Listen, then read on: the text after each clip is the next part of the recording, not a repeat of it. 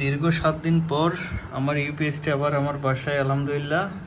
তো আজকে আমি আপনাদের সাথে শেয়ার করব এটা কি প্রবলেম হয়েছিল এবং কিভাবে এটা সলভ করা হয়েছে এবং কি কি সমস্যা ফেস করতে হয়েছে এই সলভগুলো করার ক্ষেত্রে। তো সম্পূর্ণ ভিডিওটি মনোযোগ দিয়ে দেখুন, তাহলে বুঝতে পারবেন। এরকম নিত্য নতুন ভিডিও পেতে আমার ইউটিউব চ্যানেল এবং ফেসবুক পেজটি ফলো করে পাশেই থাকবেন। তো প্রথমে শুরু করা যাক। এটা হচ্ছে মূলত একটা পাওয়ার গার্ডের ইউপিএস, আপনাদের আমি দেখাইছিলাম এর আগে। এটা হচ্ছে একটা পাওয়ার গার্ডের ইউপিএস কপার ট্রান্সফরমার যুক্ত।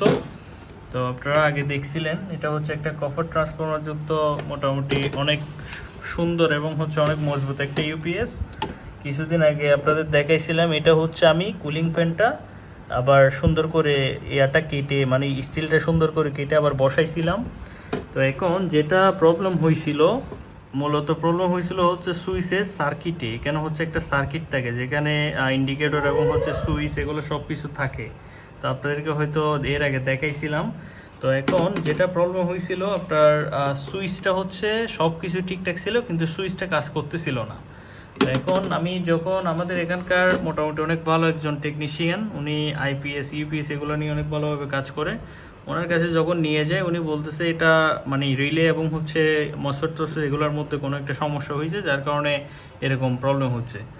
এরপরে আমাকে উনি বলল যে মোটামুটি সব কিছু ঠিকঠাক আছে, শুধুমাত্র তুমি হচ্ছে এটা যেটা সার্কিট আছে এই সার্কিটটা তুমি চেঞ্জ করে ফেলো, তাহলে তোমার জন্য ভালো হবে। এখন আমি অনেক খোঁজাখুঁজি করে আমি হচ্ছে যেখান থেকে ইউপিএস নিয়েছিলাম ওইখানে এবং আদার্স অনেক জায়গায় হচ্ছে খোঁজাখুঁজি করে একটা সার্কিট বের করি। ওই সার্কিটটা হচ্ছে গতকালকে হচ্ছে আসছিল। তো এটা এনে হচ্ছে সুন্দর করে আমি বসাই দিই, কিন্তু কোনোভাবে হচ্ছে এটার সাথে কোনোভাবে খাপ খাচ্ছে না। আপনারা যাতে সতর্ক হয়ে যান এই সমস্ত বিষয়ে, তো আপনাদের উদ্দেশ্যে এই ভিডিওটি করা।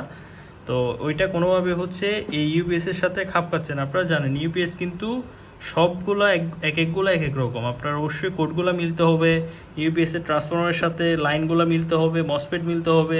সব কিছু যদি ঠিকঠাক থাকে তখনই হচ্ছে আপনারা এটা ইউজ করতে পারবেন। এখন আমার এটা যেহেতু অনেক বড় বোর্ড, আপনাদের দেখাইছিলাম, এটার সাথে কোনোভাবে ওইটা মিলতেছে না। তো যখন মিলতেছে না তখন আমি মনে মনে ভাবলাম কি, এটা তো সুইচের মধ্যে সমস্যা ছিল, এটা তো সার্কিটও তো একটা প্রবলেম ছিল না। এরপর আমি আবার মেকানিককে বলতেছি, আঙ্কেল আপনি হচ্ছে একটা কাজ করেন, এই যে উনি একটু মানে বয়স্ক টাইপের, আমি বললাম যে আপনি হচ্ছে সুইচটা একটু ভালোভাবে চেক করে দেখেন। উনি সুইচটা নিয়ে কেন হচ্ছে ম্যানুয়ালি যখন দিয়ে একটা আপনার টেস্টার দিয়ে যখন ম্যানুয়ালি পিন করতেছিল, দেখা যাচ্ছে সাথে সাথে হচ্ছে ইউপিএস ওকে হয়ে যাচ্ছে, কিন্তু সুইচ থেকে দিলে ইউপিএস কোনোভাবেই চলতেছে না। তো এইভাবে যখন করতে লাগলো, আমি ওনাকে বললাম যে আপনি হচ্ছে সুইচটা চেঞ্জ করে দেখেন। এরপরে যখন আলহামদুলিল্লাহ সুইচটা যখন চেঞ্জ করা হয়, এখন ফুল অল ওকে। এই যে আপনারা দেখতে পাচ্ছেন এখন কিন্তু অল ওকে। এখন ইউপিএসটা আমার সুন্দরভাবে চলতেছে, সঠিকভাবে ব্যাকআপও দিচ্ছে, আর কোথাও কোনো সমস্যা নেই। আমি নিয়ে গেছিলাম মূলত হচ্ছে সুইচের জন্য, সুইচটা ভালোভাবে কাজ করতেছিল না, এটার জন্য নিয়ে গেছিলাম। কিন্তু নিয়ে যাওয়ার পর উনি বলতে সুইচটা ঠিক আছে কিন্তু সার্কিটের মধ্যে সমস্যা।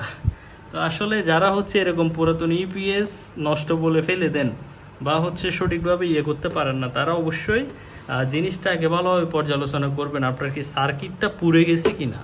যদি সার্কিট পুড়ে না যায় তাহলে হালকা একটা দুইটা পার্টস এদিক ওদিক হইতে পারে, এগুলো আপনারা সুন্দর করে অনলাইনে হচ্ছে অনেকে এগুলা ইউপিএস সেল করে, ওদের সাথে আপনারা কথা বলবেন এবং নিজে যদি বুঝে থাকেন তাহলে সুন্দর করে সব কিছু দেখবেন আগে, কোথাও কোনো পোড়া পোড়া গন্ধ আসে কিনা বা মানে কোনো হয়েছে কিনা, কোনো জিনিস নষ্ট হয়েছে কিনা। আসলে ইউপিএস থেকে হুট করে কোনো জিনিস এমনিতে নষ্ট হয় না, না হয় হচ্ছে আপনারা ভুলভাল ব্যাটারি কানেকশন করেন, যার কারণে হচ্ছে সার্কিটটা পুড়ে যায়, না হয় হচ্ছে মানে কোনো একটা দুর্ঘটনার কারণে এরকম হয় আর কি। এই জিনিসগুলো আপনারা অবশ্যই মাথায় রাখবেন, তাহলে আপনাদের এই টাকাগুলো এমনি এমনি বিতে যাবে না, ঠিক আছে? তো ভিডিওটি কেমন লাগলো অবশ্যই কমেন্ট করে জানাবেন। আজকের ভিডিও এতটুকুই। আসসালামু আলাইকুম।